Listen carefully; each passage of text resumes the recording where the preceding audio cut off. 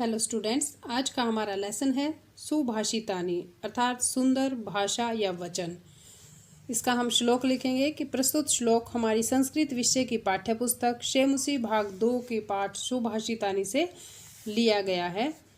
उसके बाद जो नेक्स्ट लाइन होगी प्रसंग की, वो हम अपने श्लोक के अनुसार ही लिखेंगे। जैसे पहले श्लोक में है कि इस श्लोक में हमें परिश्रम करने के महत्व के बारे में बताया गया है। अब सरलार्थ करेंगे हम इसका कि आलस्यम आलस्य ही मनुष्याणाम मनुष्यों का के शरीरस्थो शरीर में स्थित महान बड़ा रिपुः शत्रु है। न अस्ते उद्यमो न अस्ते नहीं है उद्यम परिश्रम समो समान बंधु है भाई कृत्वा करके यम जो यानी कि परिश्रम जिसको करके न नहीं अवसीदति दुख होता है। अब देखते हैं इसको कि आलस्य ही मनुष्य के शरीर में स्थित उसका सबसे बड़ा रिपुः शत्रु है और परिश्रम के समान उद्यम परिश्रम के समान कोई भाई बंधु है भाई नहीं है। यम जिसको यानी कि परिश्रम को कृत्वा करके उसे कभी भी दुख नहीं होता है। इसका भावार्थ क्या लिखेंगे हम कि आलस्य जो है वो मनुष्य का सबसे बड़ा दुश्मन है, क्योंकि आलस्य के कारण मनुष्य बहुत कुछ जिंदगी में गवा देता है। इसके विपरीत परिश्रम करके मनुष्य सफलता के शिखर पर पहुंच सकता है। नेक्स्ट श्लोक है हमारा गुणी गुणवान व्यक्ति गुणम गुण को वेति ही जानता है अर्थात गुणवान व्यक्ति ही गुण को पहचानता है। न नहीं वेति ही पहचानता है निर्गुणो निर्गुण व्यक्ति गुणवान व्यक्ति ही गुण को जानता है निर्गुण व्यक्ति नहीं। बली बलवान बलम बल को वेति जानता है न नहीं वेति जानता है निर्बल है निर्बल बलवान व्यक्ति ही बल को जानता है निर्बल व्यक्ति नहीं। पिको वसंतस्य पिक यानी कि कोयल वसंतस्य वसंत ऋतु के गुणम गुण को न वायस्य है जानता है वायस्य है कौवा नहीं अर्थात कोयल ही वसंत ऋतु के गुण को पहचानता है कौवा नहीं। करी हाथी च सिंहस्य शेर के बलम बल को न मुष्क है हाथी ही शेर के बल को जानता है मुष्क है चूहा नहीं। ठीक है कि गुणवान व्यक्ति ही गुण को जानता है निर्गुण नहीं बलवान व्यक्ति ही बल को जानता है निर्बल नहीं। कोयल ही वसंत ऋतु के महत्व को जानती है न कि कौवा हाथी ही शेर के बल को जानता है न कि चूहा। कहने का भाव क्या हुआ इसमें भावार्थ में हम लिख सकते हैं कि मनुष्य जो है उसी वस्तु या विषय के बारे में अच्छे से जानता है जिसे वह अनुभव कर चुका हो या जो उसमें विद्यमान हो। जैसे गुणवान व्यक्ति है उसके पास गुण है लेकिन निर्गुण है उसके पास गुण नहीं है तो वो गुण के बारे में कुछ जानता भी नहीं होता। जैसे चूहा है उसको शेर के बल का कोई अंदाजा नहीं होता है। इसी तरह जो व्यक्ति जिस वस्तु के बारे में अच्छे से जानता है अनुभव करता है वही उसको जान सकता है दूसरा नहीं। नेक्स्ट है हमारा निमित्त यानी कि कारण से उद्देश्य किसी उद्देश्य के कारण से ही यह जो पर कुप्यति पर मतलब दूसरे पर कुप्यति क्रोधित होता है यानी कि किसी विशेष कारण से ही जो दूसरे पर क्रोधित होता है। ध्रुवम निश्चित रूप से स वह तस्य अपगमने तस्य उसके यानी कि उस उद्देश्य के कारण के अपगमने समाप्त हो जाने पर प्रसिद्धति प्रसन्न हो जाता है या खुश हो जाता है। यानी कि कोई किसी पे क्रोधित है और उसका कोई विशेष कारण है, जब वह कारण समाप्त हो जाता है तो वह प्रसन्न हो जाता है। अकारण द्वेषी बिना कारण के ही, द्वेषी जो द्वेष करता है या क्रोध करता है। मनस्तु मन में, यस्य जो, वही वह, यानी कि यस्य जिसका मन बिना कारण ही क्रोध या द्वेष करता है। कथम कैसे, जनस्तम उस व्यक्ति को, परितोषयति परितोषित मतलब संतुष्ट किया जा सकता है। यानी कि जो व्यक्ति किसी निमित्त यानी कि किसी विशेष कारण से ही गुस्सा करता है दूसरों पर, वह उस कारण के समाप्त हो जाने पर खुश हो जाता है। लेकिन जो व्यक्ति मन से द्वेष के कारण दूसरे पर गुस्सा करता है बिना किसी बात के, तो उस व्यक्ति को प्रसन्न करना मुश्किल कार्य है, अर्थात उसको किसी भी तरह से संतुष्ट नहीं किया जा सकता। उदीरितो अर्थ है, उदीरित है कहा हुआ, अर्थ पशु न अपि पशु भी, गृह्यते ग्रहण कर लेते हैं या समझ जाते हैं। यानी कि कही हुई बात का अर्थ जो है वो तो पशु भी समझ लेते हैं। हयाश्च, हया का अर्थ होता है घोड़ा, ये ध्यान रखना, समानार्थक इसके और भी आएंगे घोड़े के। हय घोड़ा, नागाश्च नागः हाथी, कि हाथी और घोड़ा भी, वहंती सहन करते हैं या ढोते हैं, बोधिताः समझाए जाने पर, यानी कि हाथी और घोड़ा भी समझाए जाने पर भार को ढोते हैं। उदित है कहे हुए अर्थ को पशु भी समझ जाते हैं और हाथी और घोड़ा भी समझाए जाने पर भार ढोते हैं। अन उक्तम अप्युहति, अन उक्तम यानी कि न कही गई, उहति, उहति का अर्थ है अनुमान लगाना, न की कही गई बात का भी अनुमान लगा लेते हैं। पंडितो जन है, पंडितों का अर्थ है विद्वान व्यक्ति, जन है लोग, जो विद्वान लोग हैं वो न कही गई बात का भी अनुमान लगा लेते हैं। परे इंगित, परे मतलब दूसरों के, इंगित है इशारे या संकेत को। ज्ञान फलाहा, उससे ज्ञान रूपी फल अर्थात कही गई बात का अर्थ समझ लेना ही बुद्धि है, बुद्धिमान लोगों का कार्य है। अर्थात बुद्धिमान व्यक्तियों की बुद्धियाँ जो है वो दूसरों के संकेत से भी ज्ञान प्राप्त कर लेती है। एक बार फिर से देखते हैं कि कहे गए बात का अर्थ तो पशु भी समझते हैं, हाथी और घोड़ा भी समझाए जाने पर भार को ढोते हैं।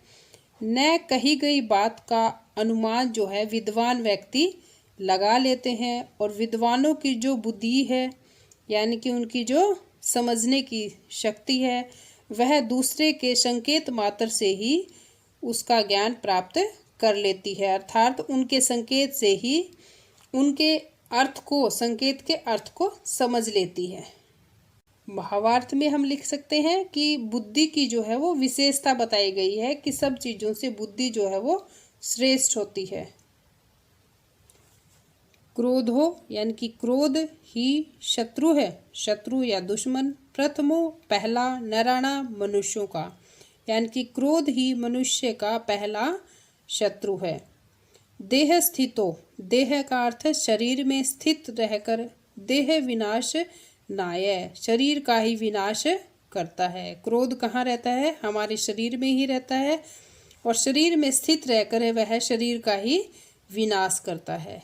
इसलिए उसको कहा है कि वह मनुष्य का प्रथम शत्रु है।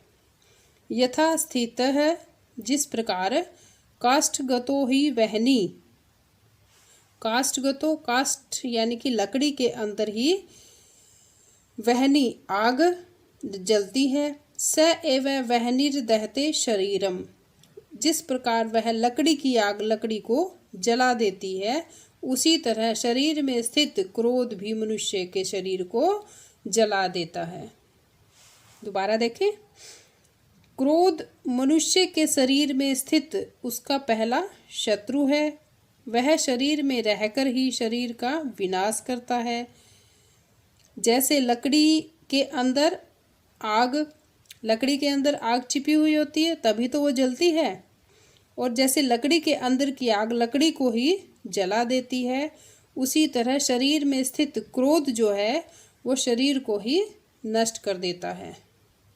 भावार्थ में हम लिख सकते हैं कि क्रोध जो है वो मनुष्य का सबसे बड़ा और पहला शत्रु है, इसलिए मनुष्य को क्रोध करने से बचना चाहिए। जैसे लकड़ी के अंदर की आग लकड़ी को जला देती है, उसी तरह क्रोध भी हमारे अंदर शरीर में रहकर हमें ही नुकसान पहुंचाता है। मृगा मृगैः संगम अनुवर्जन्ति।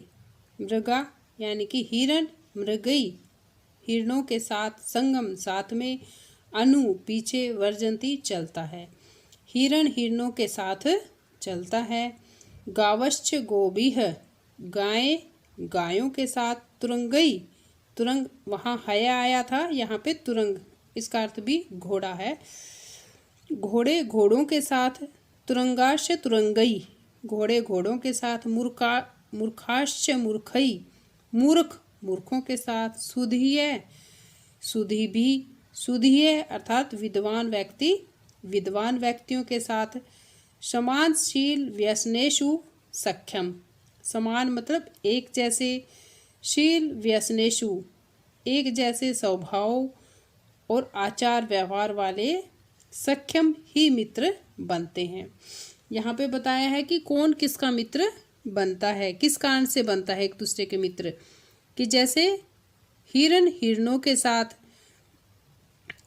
अनुसरण करके घूमता है, यानी कि हिरण हिरणों का इकट्ठा झुंड होता है, तो हिरण हिरणों के साथ ही, गाय गायों के साथ, घोड़े घोड़ों के साथ, मूर्ख व्यक्ति मूर्खों के साथ और विद्वान व्यक्ति विद्वान व्यक्तियों के साथ ही क्या करते हैं, मित्रता करते हैं। क्योंकि समान व्यवहार होता है उनका, समान स्वभाव होता है, और समान व्यवहार और स्वभाव वाले, समान गुण वाले व्यक्ति ही एक दूसरे के मित्र बनते हैं। क्योंकि मित्रता जो है वो एक समान आचरण यानी कि व्यवहार और आदत वालों में ही संभव होती है। मृगा हिरण मृगी हिरणों के साथ। संगम अनुवर्जंती संगम यानी कि उनके साथ का, अनुवर्जंती अनुसरण करते हैं। गावश्च गाय गोभी है गायों के साथ। तुरंगाश्च तुरंगई तुरंग घोड़े, तुरंगई घोड़ों के साथ। मूर्खाश्च मूर्ख मूर्खई मूर्खों के साथ। सुधीय विद्वान सुधी भी है विद्वानों के साथ, अर्थात हिरण हिरणों के साथ, गाय गायों के साथ, घोड़े घोड़ों के साथ, मूर्ख मूर्खों के साथ और विद्वान विद्वानों के संग का ही अनुसरण करते हैं। समानशील व्यसनेषु सख्यम, क्योंकि मित्रता जो है वो एक समान आचरण व आदत वालों में ही संभव है। मित्रता सख्यम मित्रता समानशील व्यसनेषु एक समान आदत व आचरण वालों में ही संभव है। भावार्थ में क्या लिखेंगे कि व्यक्ति का स्वभाव होता है कि वह अपने जैसे समान गुण और आदत वाले व्यक्ति के साथ ही मित्रता या मेलजोल बढ़ाता है। सेवितव्यो सेवा करनी चाहिए। महावृक्ष है बड़े वृक्ष की। फलच छाया समन्वित है, जो कि फल और छाया से समन्वित है, युक्त हो, यानी कि ऐसा महान वृक्ष जिसमें फल भी हो और छाया भी हो, उसकी सेवा करनी चाहिए। यदि दैवात भाग्य से फलम फल न अस्ति नहीं लगते हैं, तो छाया केन निवार्यते, तो छाया जो है उसकी केन किसके द्वारा निवार्यते रोकी जा सकती है। अर्थात यदि उस वृक्ष पे फल नहीं लगते हैं तो भी छाया तो हमें मिलेगी ही।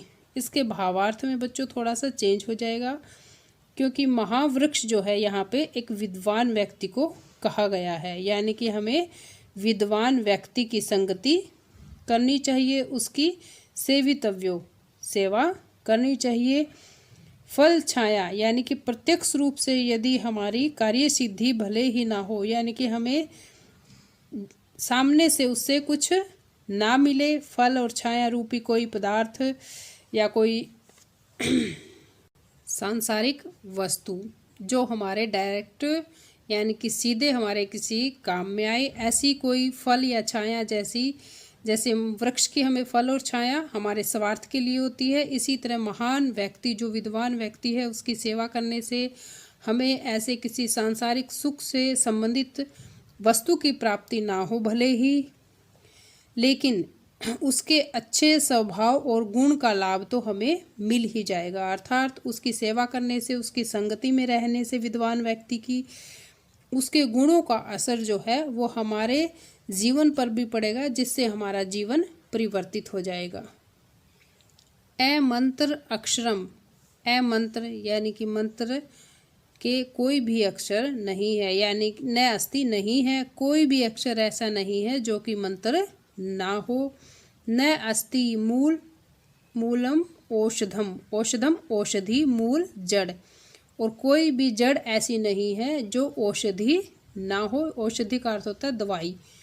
हर पेड़ की जड़ से जो है कोई ना कोई दवाई अवश्य बनती है। वही कहा है यहाँ पे कि ऐसा कोई अक्षर नहीं है जो मंत्र ना हो, और ऐसी कोई जड़ नहीं है जो कि औषधि ना हो। अयोग्य है पुरुष है नैस्ति, और ऐसा कोई पुरुष भी नहीं है जो कि अयोग्य हो, अर्थात जिसमें किसी तरह का कोई गुण ना हो। यानी कि हर मनुष्य में कोई न कोई गुण अवश्य होता है।